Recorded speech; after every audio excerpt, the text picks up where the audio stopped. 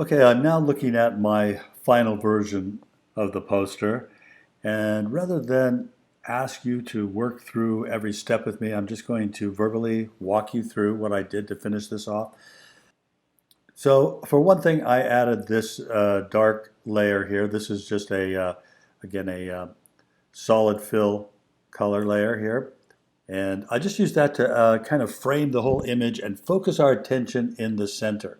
Remember the whole idea of controlling where the viewer looks. So this is part about information hierarchy, and it has part to do with integrating our elements, the foreground and the background, or the figure-ground relationships. Okay, I created some shadow on Trey's body. This helps him look like he's part of the environment. It's a little ambiguous where the light source is coming from. So he's really very backlit here. We have to assume there's a secondary light in the front somewhere. We can't have our main star completely in the dark. So we have got a secondary light source on him here, but I did add this shadow to sort of blend him in and make him look like he's more part of this environment. Then I added a number of different tones and colors in here. I wanted to bring in some cool color to complement the warm color and make the whole image feel richer. It just felt a little bit monotonous to me, all in the gold colors.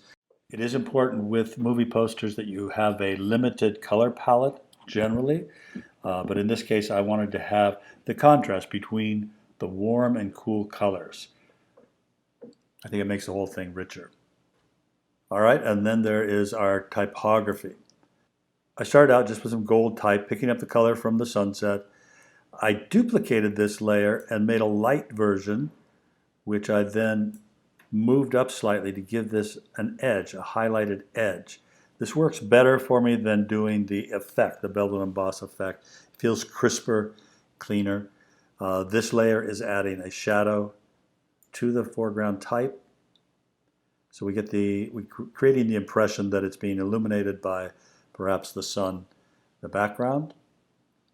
This area here is highlighted to give me a place for my body copy or my copy line.